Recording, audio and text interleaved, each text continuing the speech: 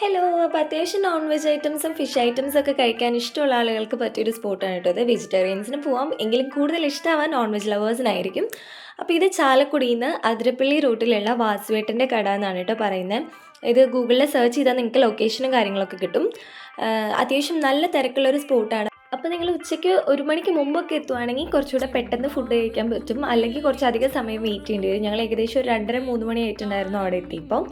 നല്ല തിരക്കായിരുന്നു, അതുകൊണ്ട് തന്നെ കുറച്ചധികം സമയം വെയിറ്റ് ചെയ്യേണ്ടി വന്നു. വെയിറ്റിംഗ് മാത്രമല്ല, നമുക്ക് സ്പെഷ്യൽ ഐറ്റംസ് ഒക്കെ പെട്ടെന്ന് തീർന്നു പോട്ടോ.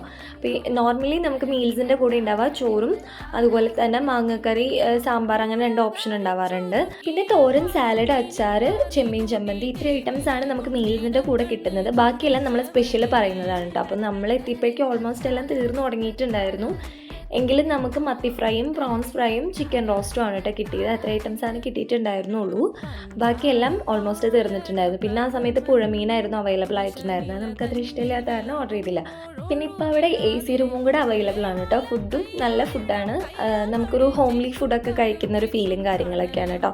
സ്പെഷ്യൽ ഐറ്റംസ് ആയാലും നല്ല ടേസ്റ്റി ആയിരുന്നു. നമ്മളിടയ്ക്ക് പോകാറുള്ളതാണ്. അപ്പോൾ ഈ ഭാഗത്തൂടെ പോകുന്ന ആളുകൾക്ക് ഉച്ചയ്ക്ക് ലഞ്ച് ടൈമിൽ പോകാൻ പറ്റിയ നല്ലൊരു സ്പോട്ടാണ്. അപ്പോൾ എല്ലാവരും ട്രൈ ചെയ്ത് നോക്കുക. അപ്പോൾ അത്രയേ ഉള്ളൂ. അടുത്ത വീഡിയോ ആയിട്ട് വരുന്നവരെ ബൈ.